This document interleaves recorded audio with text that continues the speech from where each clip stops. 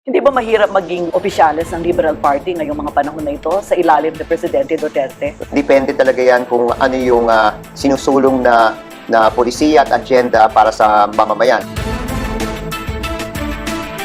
Tama mo bang sabihin natin na meron po tayong land dispute na pinag-uusapan, Mayor? Sasabi po natin may nagkakaroon po ng overlapping.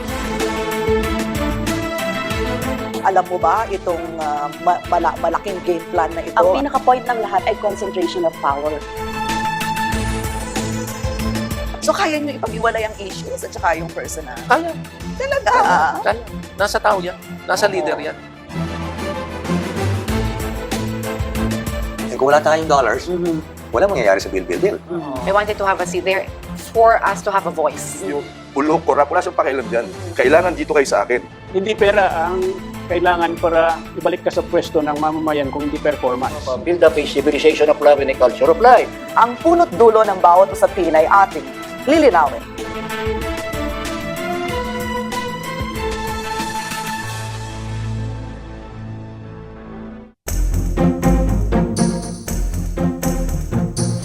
Mga aktibong personalidad sa ating komunidad, mapapribado man o opisyal ng pamahalaan. Dito bibigyang linaw ang mga kwento nais malaman ng ating mga kababayan.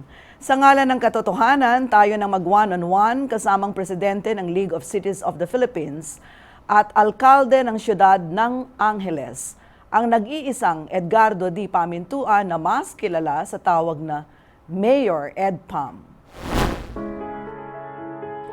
Kilala sa larangan ng serbisyo publiko sa Pampanga at maging sa buong bansa ang pangalang Edgardo D. Pamintuan o EDPAM. Sa loob kasi ng mahigit 3 dekada, magkakaibang posisyon sa gobyerno ang kanyang hinawakan.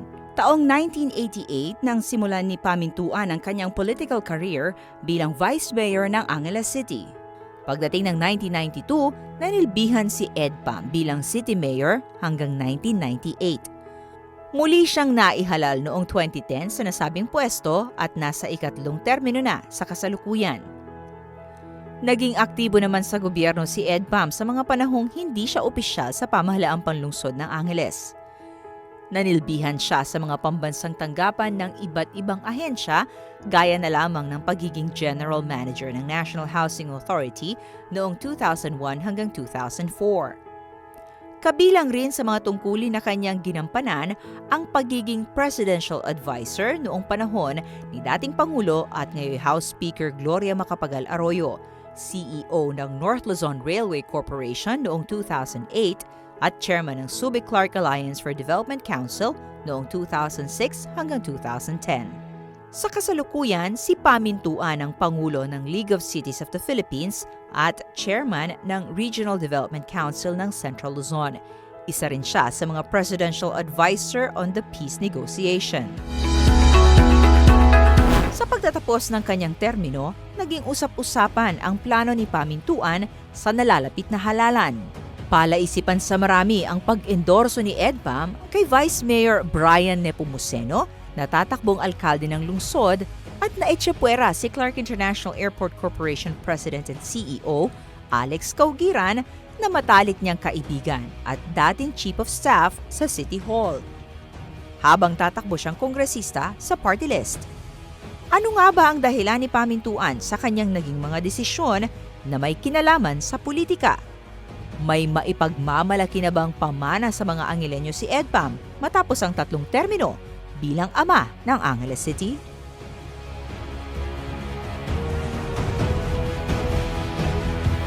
Kumusta kayo, Mayor? Long time no see. Yeah, I'm good. More than a year since I last appeared in this station, CLTV. Alam mo, pag yung mga politiko talagang daming trabaho. I mean, I'm not only the mayor of the city, I am also the president of the League of Cities. And at the same time, ako rin po ang chairman ng Regional Development Council. Yeah. Thank you, Mayor. I really appreciate it. Yeah, my pleasure. Mayor, ilang taon na ho kayo sa public service? Next year will be my 32nd year. And lahat ng mga politiko gusto mag-retire, ano? After reaching 3 decades. I'm not different from them, but because of course, palagi, they call up the people for you to again this time to represent the sa party list pero hindi sectoral. Mayor, kayo po ay 32 years na sa public service. Next Pero year. before that, you were into politics as well because you became an activist, right? Yeah, I was active during those first quarter years of 70s eh. Kaya nakasama ko dun sa first quarter storm. Ano? That's 70, 1970s. 71 to 72. 70s. So, Yeah, 72. Then martial law was declared, and just like my good friend Oka Rodriguez, we were both imprisoned for a while, for some time. Yeah. And then 73, that was 73. Hindi medyo magaling ako sa halikutan. So it was only I know 73. kung saan kayo nagtago. Thank you, Father Sacred, Mandan. Sacred Heart Kamuning. Kaya Father Resty, thank you. Palagi ako nagpapasalamat sa kanya.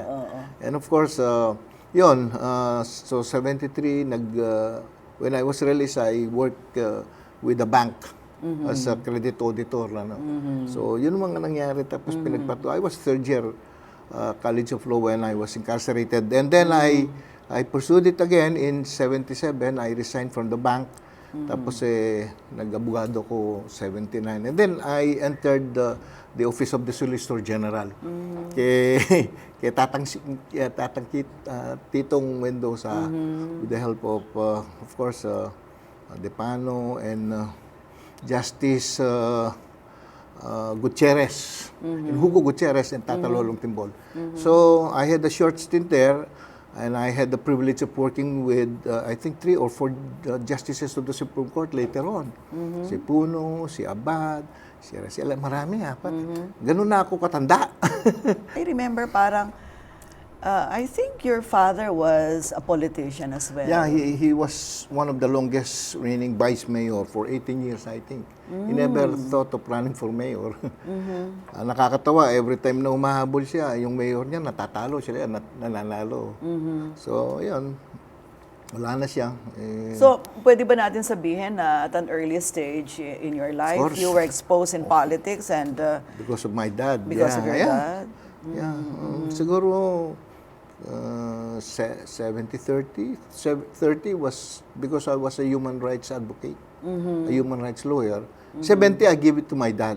We'll talk about your involvement Yeah. in the underground movement. Yeah, sure. When did you get involved in the underground movement? I was third year College of Law sa law school when I, together with Attorney Arno Sanidad, now they are both lawyers, and Rene Sagisag. Yes. Rene Sarmiento. Rene And Sarmiento. Sagisag was our dean, taking over from Huber Ledesma, who was always sick. So, Sagisag, yun ang aming temporary dean at the time. Pero hindi nyo ba nakasama si former Senator Sagisag sa Mabini? Kasama ko later on when I became a lawyer, I, together with Oscar Rodriguez and Medina, Charlie Medina. Charlie Medina, kami lang yung member ng Mabini outside ng Metro Manila lawyers. Ano? Kasi at that time, pag hindi ka dikampanilyang abogado, hawak ka ng kaso, kawawa yung mga kliyente namin na kukulong na walang, they cannot afford to have lawyers. Yeah. So, binuo namin yung Mabini. Magagaling sina Paktora, naging sekretary ng DNR, sa Kisag, tapos Tanyada, Taning, then the Taning Tanyada, yung anak niya, wala pa si Erin Tanyada no? Yeah. Tapos Bobby Tanyada, no? Yeah, Bobby Tanyada, and then of course, Joelina, and Jojo Binay. Yan, ang mga si tatay ni Coco Pimentel, si Gingona. Yan ang kasama ko, mga matatanda na kami lahat. Si Joker Arroyo. Okay. Yan, kami yung nag-handle ng mga matitinding kaso noon, like I was the lawyer for Judy Tegualo when she was arrested somewhere in Nepomart. And also Commander Bilog, Rodolfo Salas. Ilang taon kayo nung sumabak kayo sa public service, nung una kayong tumakbo for public office?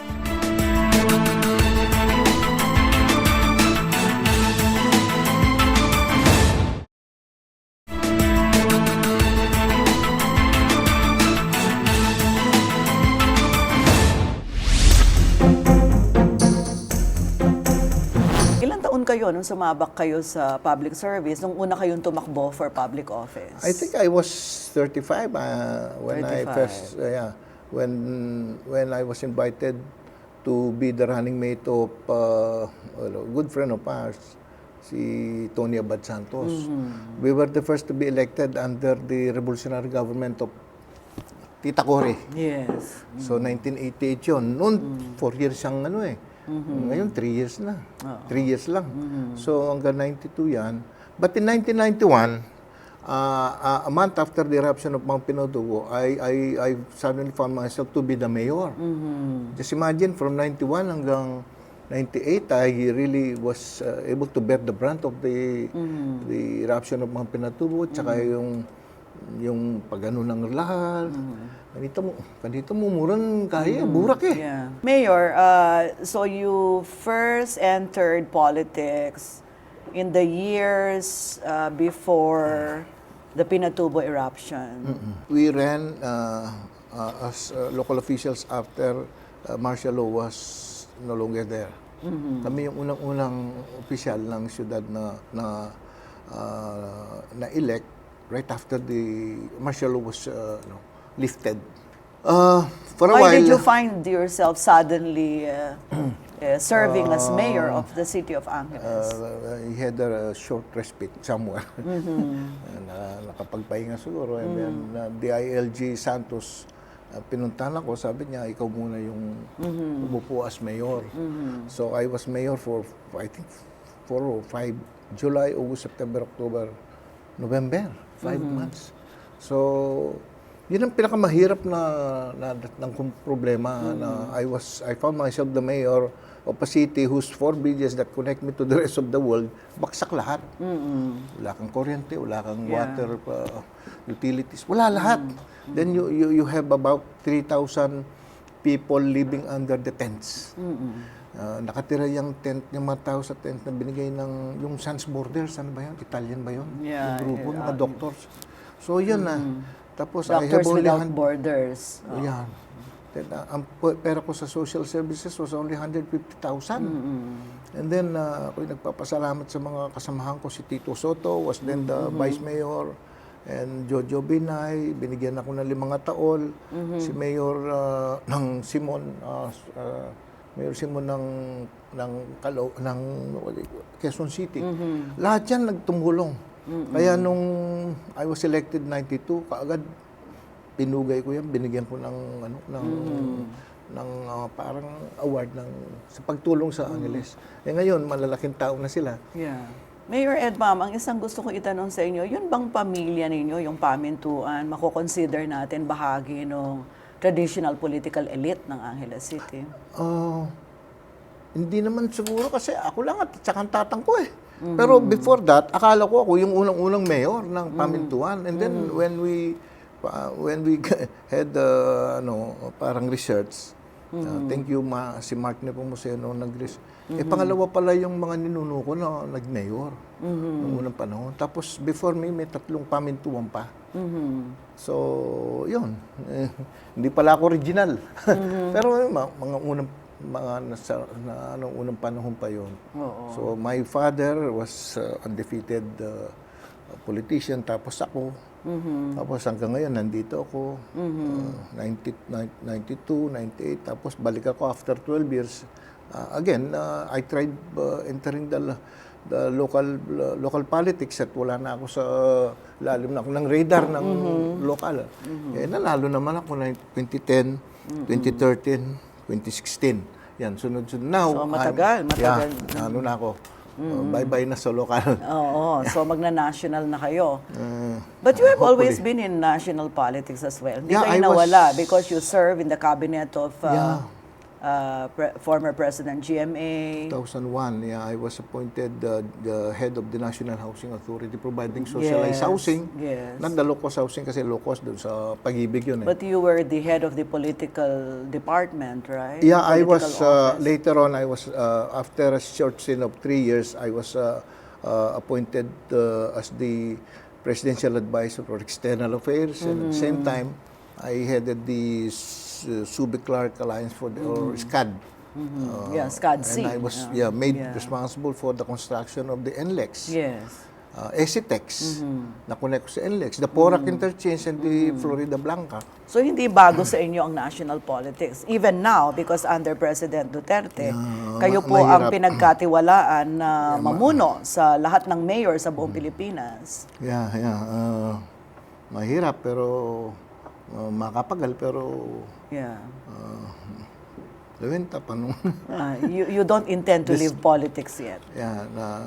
after this short stint, kung suswertehan ako, talagang it's bye-bye for politics. Pero nandyan ang politika, kahit hanggang mamatay ka, nandyan. Yeah. Everything that we do, yung ginagawa mo nito, that's politics. Lahat namang ginagawa ng tao, politika yan eh. Because we are political beings, right? Basta homo sapiens lang ang merong nalalaman sa politika. That's correct. That's correct. Mayor, we go back to the local politics in Angeles City. Well, for the longest time, ang mga kilala na naglalaban-laban sa politika sa Angeles City are the Nepomucenos and the Lasatins. And Pamintuan, ganyan. Pero yung totoo na, saling pusa yung Pamintuan eh. Pero I made my mark because I did challenge the two families. Yes. Tapos I won overwhelmingly. And then you throw in Lito Lapid, the last election that was 2016, together with the Lasatin. And the people still gave me the mandate to run the city for the last term. Ako po yung nagpapasalamat sa mga Angeleño dahil mabigat po itong binigay ninyong mandato sa akin to serve them for my last 3 terms. When you decided to get Brian Nepomuceno, Attorney Brian Nepomuceno, a young lawyer with a very, well, he is quite adorable, a decent very guy, charming, decent person. You took him in as your vice mayor. With a heavy heart, of course, because Alex was my client, a friend. I was his lawyer since maybe 84. When he was arrested, I was his lawyer. I got him out of jail. I was able to spring him out of jail. When he was rallying here in the Capitol, he is a good person. He is bright. He's got all the qualities of being a leader also. And that's why I never hesitated to have been appointed during the term of GMA as the Vice President, EVP and CEO of Clark International Airport. SIAC, Yes, SIAC. And then when I was appointed as a member of the cabinet, I also requested the President, Gloria then, to give him a position. And he was appointed the political officer sa America. And then after that, I again requested the President, then GMA, no, it was already Duterte. I went to Davao together with him, and Dennis Uy, before Duterte took over, noong July, before he took over, pinakiusap ko siya gawin siya presidente ng NCO, because I believe he's really good in doing his job as then the EVP and CEO of Clark International Airport. And hindi naman ako nagkamali. From 3 or 4 flights, domestic flights, to about 280 a week.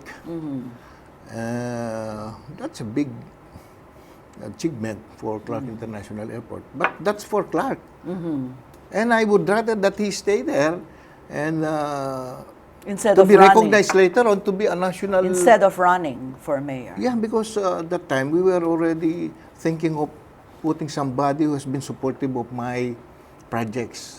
Without the support of the city council, headed by the vice mayor, wala akong mapapagawa mga proyekto. Hindi ko pwedeng baguhin ang landscape ng syudad. And hindi ko pwedeng mapapagawa siguro yung additional kong hospital, the City College. By the way, the City College, with a graduate of about more than 1,000, it's really making a good stride in education. We're number 6 in the whole country sa mga teachers. That's It's good number news. one That's sa buong good news. region. And the accountancy, I don't have the 5-year course din sa accountancy. Yung nilaban namin ang tawag doon, accountancy, case study, and research. Nanalo kami over Ateneo at, sa Manila. So national, number 1 ngayon. So ngayon, padadala ko na naman sa October 27. The same guys. Nag-graduate na yung last year na champion. Yeah, okay. Ngayon, padadala ko na naman 10. They came from the disadvantaged, they are the downtrodden, the poor but deserving students, and they are making good. Yeah. Kaya itong si Mr. Brian, si Atty. Brian, lahat yan sinuportan. Ano po yung naging Dumugo role ang puso ni ko Alex rito. Caugiran sa governance ninyo?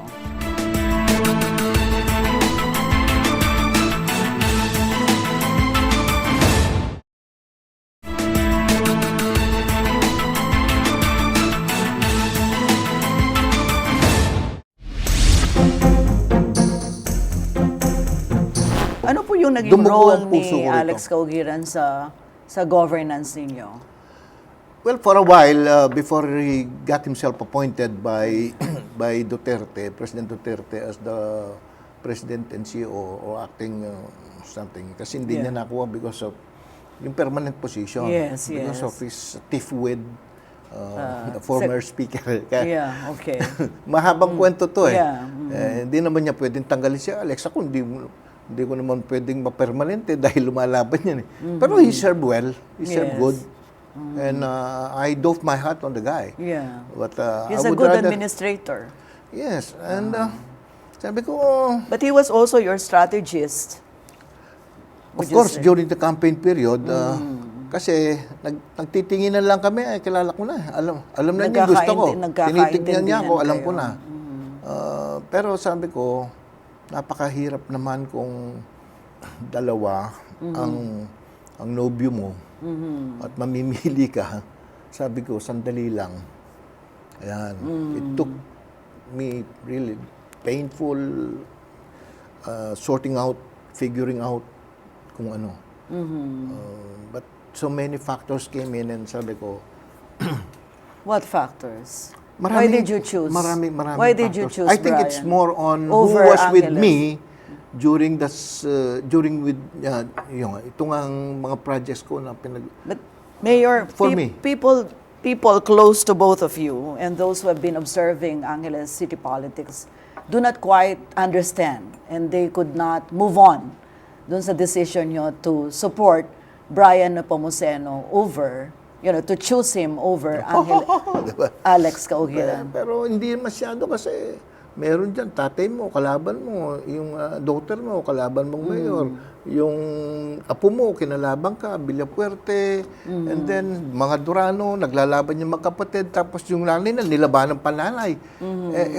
They're even blood link. I mean, para sa akin, So matagal na ba kayong nag-usap? Alam ni Alex na from the very beginning you're not going to hindi you're naman, ano po yung tinitignan ko rin yung acceptability niya.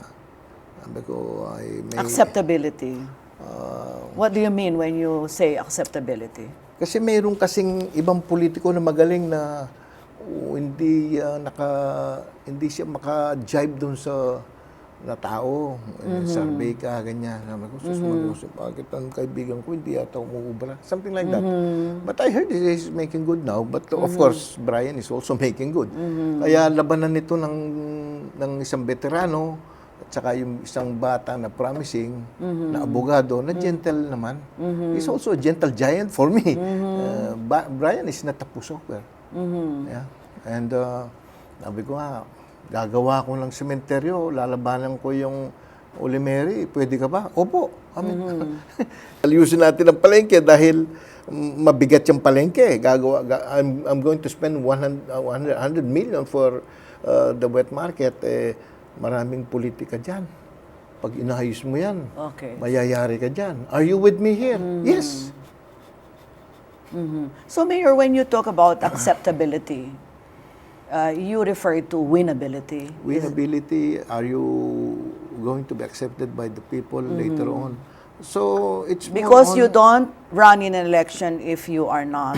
Kasi marami naman Winnable. marami That's naman what you're magagaling saying. lahat pagkatapos bakit hindi na kumukonect? Something like that. So para sa inyo, magaling si Alex Ugiran pero hindi siya nakaka-connect sa mga botante? Yes. Kasi nagpapasurvey naman ako eh. Sabi niya, hintayin mo ko pare, 7 months, tataas ako. Sabi ko, you can do it on your own kung gusto mo, but how can I wait for 7 months by the time election na? I really have to form my team. And of course, yung team na ginawa ko, talagang heavyweights din naman eh. I got all the, alam mo naman ninyo, kompleto kami lahat. Yes. And then the vice mayor is my son. Na mahal din naman ni Alex. At, You refer to Edu. Yeah, and Edu's last term. Tapos na. So, tapos kompleto ako lang yatang may kompletong lineup eh. Hindi kulang. Agad-agad. Kompleto ko. And because of course you're incumbent, that's that's an advantage. Mayroong always. advantage yung incumbent ka. Tsaka, people seem to be zooming on you eh. The party eh. Hindi man ako nahihirapan. Talaga, sabi ko, ito, Jay, you can, Jay Pelayo. Yes. Takay, Ate Lori Amos Rivera, who have been, dapat kaya tayo ka ng kasmagi, Dulang Carneco, he opted to stay with me for the third term. At saka ako Amos, takay, Alfie Bonifacio, nino pa, Injongko, Aguas, all those familiar faces at Ilungan. So, buko agad kayo, sabi ko. Tsaka, man mikialamig buo.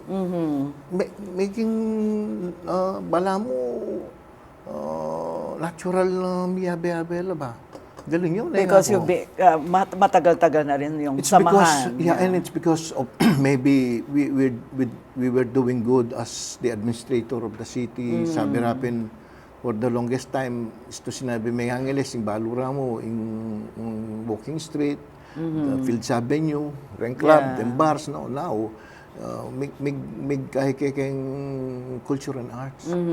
We're champion for the last 3 years in culture. Sa sining. Just imagine. You're getting praises for that naman, Yeah, for Mayor. Department of Congratulations. Tourism. And the cleanup. Yeah. Not only the putting up parks here and there, landscape, but aerialscape. Pigloko ko rin, sabi rin, kanumalyaring magloko ka ng kuryente nga ra. Utliko ko lang ako. Because of that, Dakala, Mequiapos, Intramuros, Manila, Davao, Iloilo, they are now removing all these spaghetti wires. Yeah. Na dati, imposible kanula ko. Mayor Edpam, there's a nagging question in my head I really have to ask you. In the old days kasi after Tita Cory won, yung battle cry noon, I remember was, you wanted new politics, you wanted the old traditional rich politicians out. So the Lazatins, you fought against them, you fought against the Nepomucenos, and then there is this thing about you resurrecting the Nepomucenos. Ano po ang comment niyo It's dito? not an overnight change that we wish it can be done. Even Brian, during my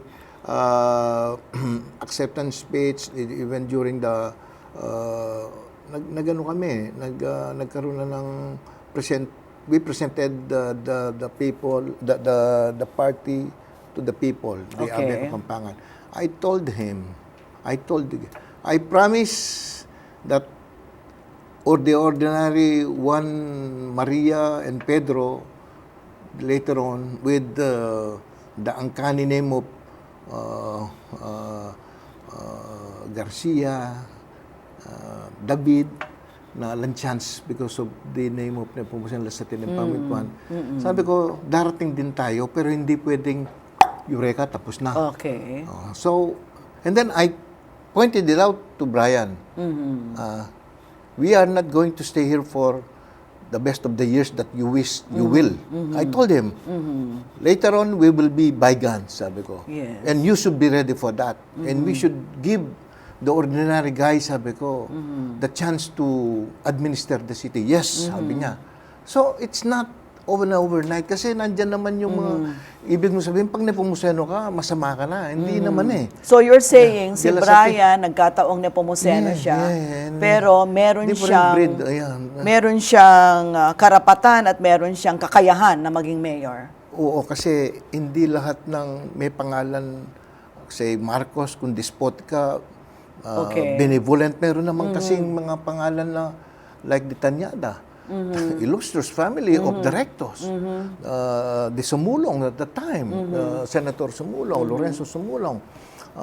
Meron din naman na makamasa, hindi naman lahat na nag-name tagging tayo ng pag ganyan kayo. Nagkataon lang na Nepomuceno, Lasatin, Pamintuan, pero meron ding darating na panahon, i-break mo na talaga yan. Okay. The ordinary, sabi ko nga. So kaugiran will not break this. Definitely, there will come a time that even Alex will have his place under the sun. Hindi lang natin alam kung kailan. Huwag tayong magmamadali lahat. Tignan din natin yung senaryo, tignan natin yung mga possible factors that may intervene. Hindi natin alam. No? Walang nakaalam talaga yan. Ako, sino bang mag-aakala na magiging abogado ko? At that time, anytime, pwede akong patayin ng martial law. Tapos, nabuhay ako.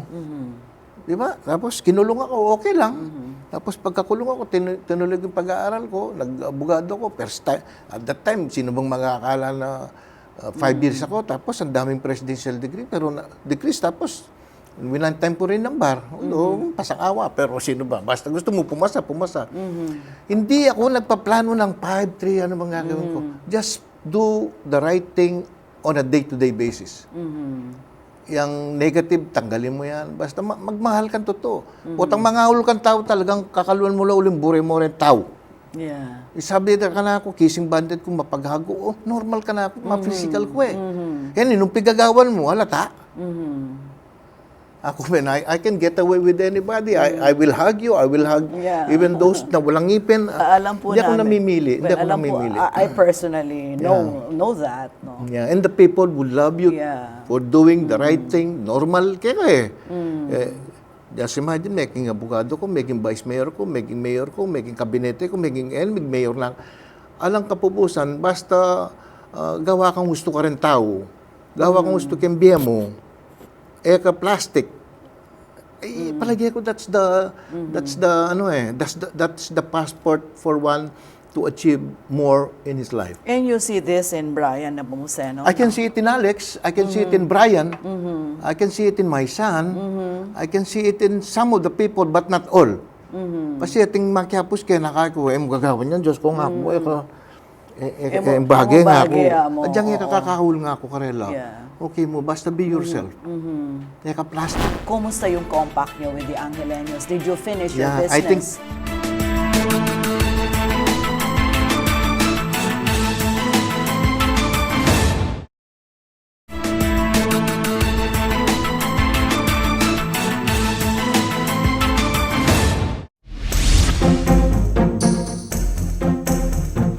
What made you think as a politician, as a public servant? Meron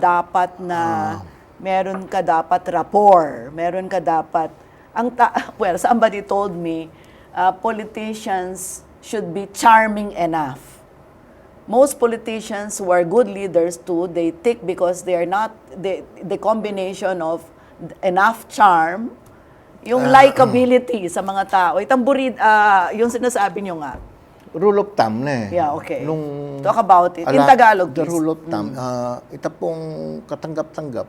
Okay. In politics, either you're pogi or you're mature-matura. Okay. Kaya takalibutan, in between, nala ka pang lugod ka rin tao, nakakilala. They easily forget the ordinary guys. Hanapin Bert Romulo ka na ako.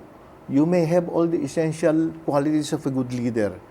I have all the qualities to become the President of the Republic of the Philippines. Kalukuran kay Bert Romulo, maluwag kay miyabeking kabinet. But not everybody can become president. Ating kasing talagang kahit yan, quality na Raymond Tawil lang may kibalo. Sabihin na rin alwa, destiny, ali ko man eh. I think is tumigtik ka, burida ka. tilakan nila, una, kaya nga palit, kaluguran kayong matalik yan. Okay. Matsura, pangit-pangit. Mixed king kahit na rin tao. May nga, bila pang matsura, yeah. Pala. Landslide yun. Yan naman buri sabihin ng masanting kang lalaki, artista ka, mag-mayor ka. Ali. Ating kasing rentawa ka, di kasi imburidang leader. At given a certain period, kaya panahon na yan, burida ka. At yun naman period, dadyang nangahulin, dahil nakamamburi. Makatimingan nga gana-gana eh. Pero itapin, either masanting ka, ba't maganakakakareng tao? O matsura ka matsura, pero maganakakakareng tao. Kaya ba't ating tatagal siya kayo libutan? Hindi na kilala. Either you're any of the both extreme. Kaya nung matsura kaya talibutan, siguro magkanta ka o kaya gawa kang paralan na kilala na ka. Nung maganakana ka man, mo pigagawan ni gagawan mo, adyang at syuka kay libutan, burida ka. Yeah. Mayor Edpam, let's go to your compact with the Angeleños.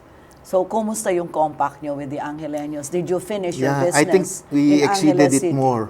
You exceeded the expectations? Yes, all those programs and projects I promised to deliver to them. And I was able to deliver, and of course the cemetery, the public cemetery, which can be equated with siguro karang private memorial park, it's really some. Ang crematorium yun. Then we have the state-of-the-art crematorium. Yeah. You can have. Nakapunta po ako doon. So, 1 hour and a half. You don't have to wait for 3 or 4 hours. yeah, it's a good project. Yeah, 1 hour and a half. Nung wala kang pera, wala kang pera, di ala akong balaki ka. Nung ala na ka man ataol, ng buri mo, first class, second class, third class, I can lend you one. Kasi nung mag-cremate na ka man, mo naman kailangan nito. So I have. So is it sustainable, this crematorium? Sustainable because we don't use the ground Mga apartment, meron akong columbarium. But it's being operated by the city government. Yeah, This one is sustainable. This one is making mula. It's making money enough to pay some of the loans. Kasi sabi ra, ito kung nga kalabang ka nito, Mayor, o ba gagastos ka nga naman kayong karagul kay sementeryo, para niyang kalulu nga na. Sabi ko, kalulu na nga po, kaya ka pa, may na kaya, kalulu ka pa. I'll give you a respectable place to rest. Di ba? So, hanggang after 5 years kasi, nung lako na nakakarin, palda ka kitang columbarium. Yeah. Ano po pa yung iba niyo pang proyekto na sa tingin The ninyo? City College. The City College is also for the poor. Yes, when I ran, in 2010, may ngutang ko pa mo, bakit sabi ko, after 12 years, parang walang nagbago. Ano ba ang pwede nating gawin? Yes. Di nag-research kami. Health and education. Ay ni, buri dito. Bakit? Kasi with education, you will be hitting 2 birds with 1 stone. Okay. Pag nakapag-aral ang isa sa family of 5, no? Family 5 nakapag-aral yan. Okay, may magkasakit dyan, hindi na sila hiram ng pera, kung wala nang mapapahiram, baka gagawa ng hindi tama. Mag-hold up, magpapatay, just so yung may sakit na anak, mabubuhay. Ngayon, kung sabi ko, mapapag-aral ko yung isa o dalawa, sabi ko, mapapa-maintain ko yung baba ng crime rate ko kasi bababa dapat yan Kasi gumagawa lang ng ganyan yung mga mahirap dahil ayaw nila. Kapit dahil sa walang patalim. employment. Walang opportunity makapag-aral. Gagawa ko ng City College, sabi ko. Sabi ko, gagawa ko ng may ipagmamalaki. Kumusta po yung City College ngayon? Sustainable ba? It is sustainable and masaya ako kay Popoy de Vera kasi libre na yung mga, they don't pay anymore. So, kanina, nag-meeting But ako this one is being funded from your general fund, right? Yes, from my general fund. But okay how lang. much of your general fund is... may 100 million. Kasi magkano na po ba yung yung pondo ng Angeles City ngayon? When I took over as mayor after 12 years of absence as a cabinet secretary, kasi 12 years po wala ako rito. You took over from 800 million lang. Ngayon 2 billion na yung pondo ko. So, ganito So you more than doubled it. Kasi kanina, nandun ako sa dating office ko with Linda Pamintuan, yung SCAD. SCADSI, yeah. So, nag-PowerPoint yung SIAC sa akin, yung airport. Nakita ko yung nagtatrabaho doon. Di ba ako kapatid ka ni Hipolito, yung nag-graduate ng magna cum laude? Ako po yung sister, cum laude ako. So, 2 lang nagtatrabaho. Sa 5, 7, 8 magkakapatid. Yung isa stewardess na ngayon, yung magna cum laude. Okay. Tapos siya nagtatrabaho sa Subic Clark Alliance. So, meron ka lang, say, 15,000, 20,000 o 30,000 sa family mo. Nakatulong, nag-graduate sila sa City College ko Tapos, 90 to 95% sa graduates, meron ng trabaho. So, nakakatulong ako sa poverty, sa peace and order, tapos sa kakulangan ng pag-aaral. So, yun, and the health. Education and health ako. Kaya ako yung kauna-unang nagkaroon dialysis center sa buong Pilipinas. Now, I have more than 15 brand new dialysis machines. More than 1,000 patients and 58,000 treatment. If you're doing good and the rich people will see that makakatulong ka kasi the more na tumutulong ka sa mahirap ngayon, alam na ng mayaman sa amin.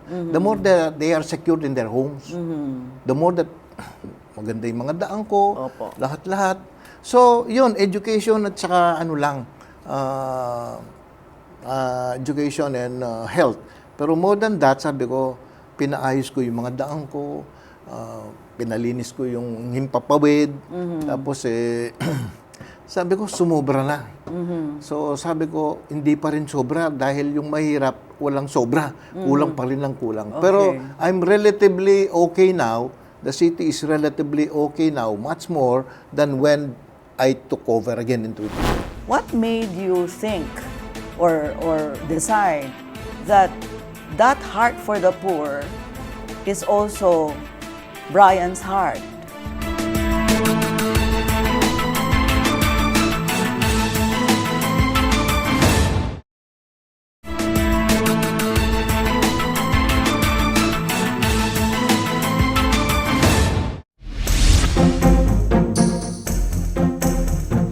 Ano po yung ginawa niyo sa economy para yung ekonomiya hindi na maging katulad ng dati?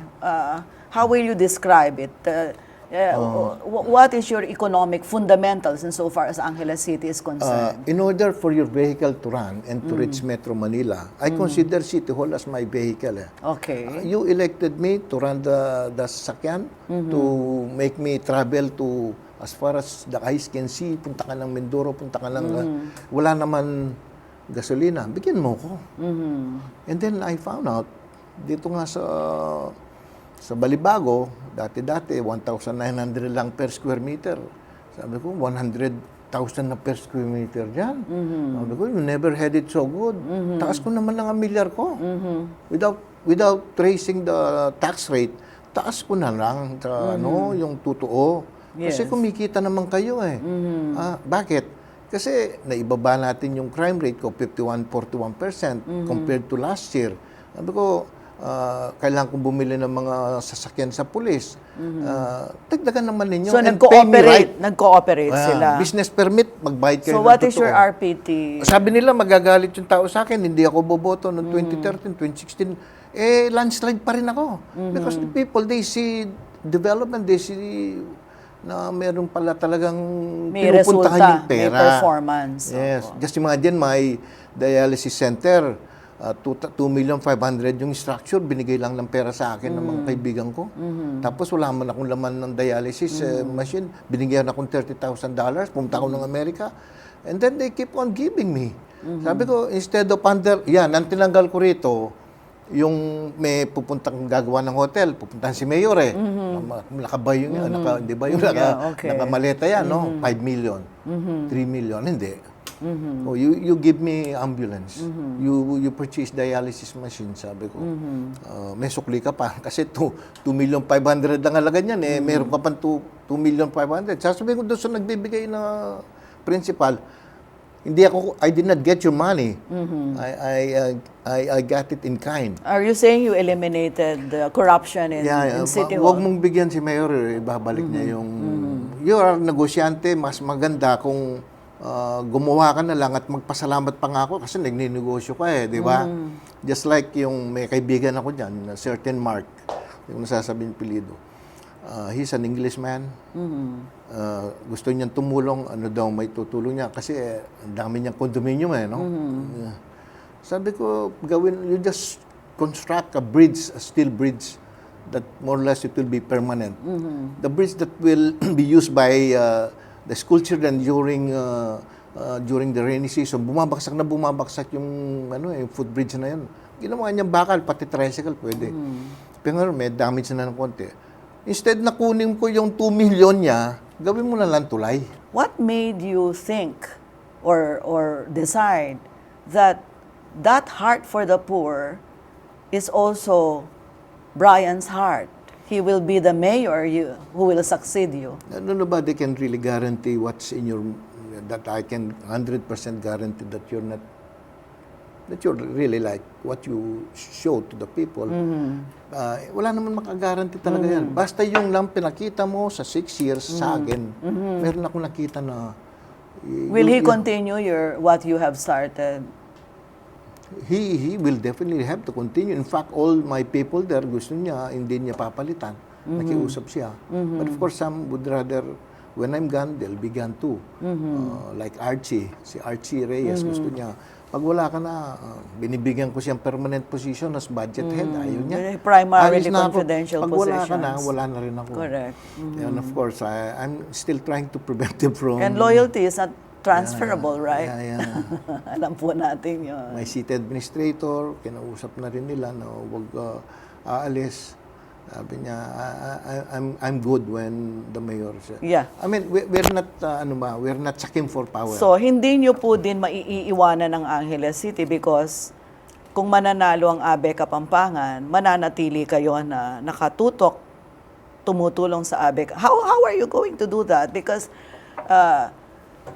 ABE Kapampangan is party list, right? It's a party list. Yes, but you were It's a saying... party list for a party. For a party. Please Yeah. explain this because meron hindi kasing- ko masyadong nakukuha ito. Meron kasing mga organisasyon na for the poor. Okay. Mga Sectoral. makabayan Oo. group, di ba? Marginalized sectors. Nakpawis, Okay. kabataan, bayan Okay. ko. They represent the disadvantaged and Sectors, the poor. okay. Meron kaya. Meron samahan for tricycle. Sa batas kasi nasa constitution naman yan. Kaya marami nagsasabi, tanggalin na to. In the proper time siguro, kung may proper representation na tayo, okay naman. But for the moment, nasa batas yan at sabi ng Supreme Court, legitimate yan, legal yan, okay yan. So, yung sa amin, yung Partido ABE Kapampangan is a political party. Okay. Na we are secured with the fact that even the Supreme Court 2013 decision, sinabi niya, even political party, sabi niya, can run as a Okay. party list. Okay. As a party list. Oo. So, in what way?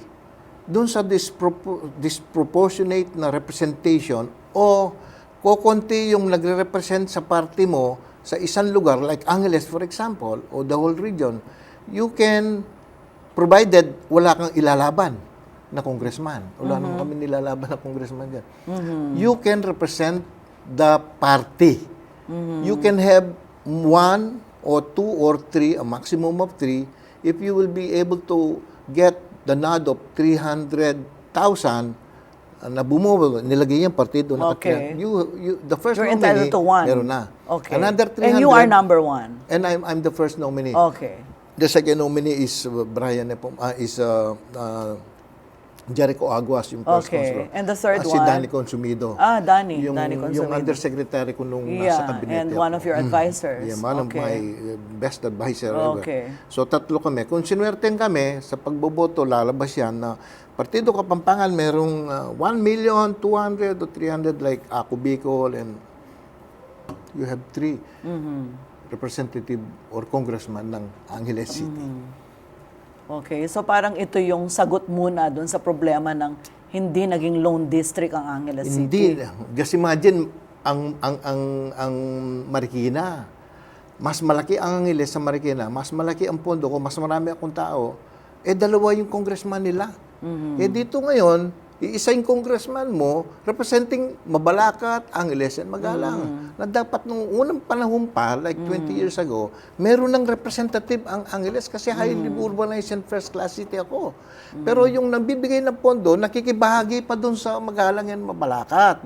Kailangan, unfair din sa city, unfair din sa Mabalacat at saka sa Magalang, kailangan meron din silang representative sa kanila lang yun. Isama mo po siguro yung Mexico. Ganun yun. Okay. So, the pondo, dinadayat tayo eh. What would be your last message today to the people of Angeles City? Maswerte po tayo sa Angeles dahil ang ating pong city ngayon ay merong pagkakataon na merong magtutuloy po sa ating mga programa. I-sustain na lang po, wala nang ibang di na po. Well, of course, tatapusin po natin yung City Hall ko. We have a City Hall being constructed now. Mga malaki po yan. Kasi nung pumunta si Bert Romulo, sabi niya, Ed, first class city ka, pero Spartan yung City Hall mo, pagawa mo. Yan. And then meron ako. Tapos yung sports complex po, gagawin na rin.